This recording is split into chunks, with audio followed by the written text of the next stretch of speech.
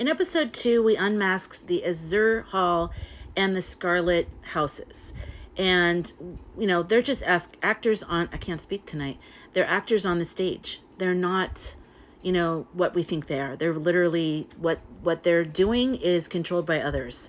And so now we're going to pull back the mask and look at who these others are.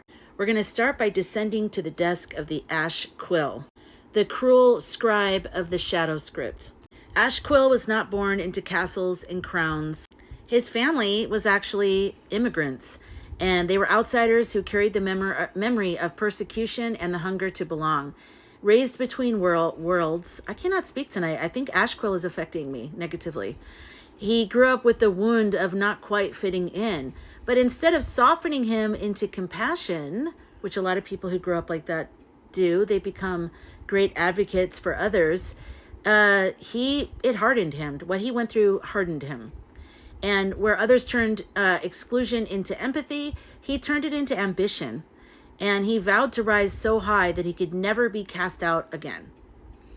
So, Ash Quill chose law as his weapon. He studied at elite universities, training the sharp language of statutes and courts. He clerked for judges, drafted briefs, and he learned how words could be wielded like blades. Where others saw law as protection, Ash Quill saw it as a tool of exclusion. Nice guy. The courtroom was never his stage. His power was at the desk, in the drafts that would outlive arguments. He's a shadow guy. He likes to be in the shadows, okay?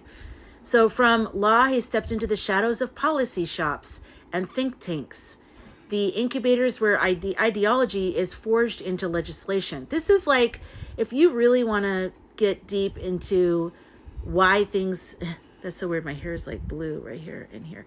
If you really want to get deep into like what these people, where they come from, Couch Guy, all these people, do these deep dives on the think tanks, and that's where a lot of these things are sort of born, in these places. So let's see. Yeah, ideology. This is where the incubators where ideology is forged into legislation. So here Ash Quill thrived. He sharpened theories into cages, talking points into statutes. His skill was not charisma, which you can tell by looking at him, but cruelty made precise. So the Blueprint Fathers, architects of post-war slabs, noticed him. They're like, oh, look at him. He's awful, and he likes what he's doing, and he likes to make other people suffer. We like him. Let's pull him in. So they needed a pen sharp enough to carve their visions into law. Ash Quill became that pen. Through him, their white papers became policies, and their manifestos became statutes. Their prejudice became prisons. He was not their leader. He was their tool. So you hear that, Ash Quill? You are a tool. More than one way. I'm telling you, I cannot speak all of a sudden. It's crazy. I think Ash Quill's affecting me. But, okay, so he's not a leader. He's a tool, but he's loyal. He's a loyal tool. And because through them, his ink could shape the nation. So he can have this false sense of like superiority over everybody.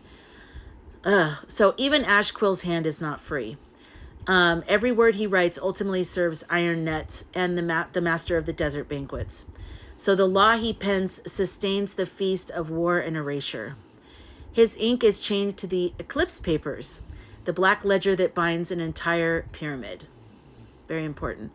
Ash Quill may think he's an author, but his pen is leashed to the masters above him. So he's not that powerful. You know what I'm saying? The cruel scribe writes the script, but he is not the origin. Who carves the slab he copies from? Who carves those slabs? Who authored the post-war scroll? In episode 4, we rise to meet them, the Blueprint Fathers, the true architects of the shadow script. So this is a multi-part series. I do have playlists on both TikTok and YouTube, so make sure you watch the whole series. If you have any additional information, please feel free to leave it in the comments so you can educate me and others. We really need to learn what's going on, because when Citrus Crown, I keep almost saying Citrus Clown, but it's like interchangeable. When Citrus Crown falls, and he will, and it's not going to happen that much further out, those others are prepared. They already know what they're doing. That's why they're like 10 steps ahead of us, because they've been planning this for years. So we need to learn this too. So that's why I'm trying to make these concise episodes and, you know, each one. So make sure you subscribe or follow me to do the whole thing. Share it, comment, like, do all the things to help keep this in the algorithm, because it's just my screenplay, and I love writing screenplays. They're just so fun. And when we can learn, like, you know, Lord of the Rings or Harry Potter or Death of Shadow, what is it called? I wrote the wrong name on episode 2 on the top. Death of Shadow Scripts. All of a sudden I forgot the name of my own screenplay because I had to change it and make it more fancy. Rise of Sun Councils. Okay. So in closing, I just want to say my closing statement, which is from masks is hard for me to say. From masks to councils, from shadow to light. The circles are rooting now. I'll see you in the next episode.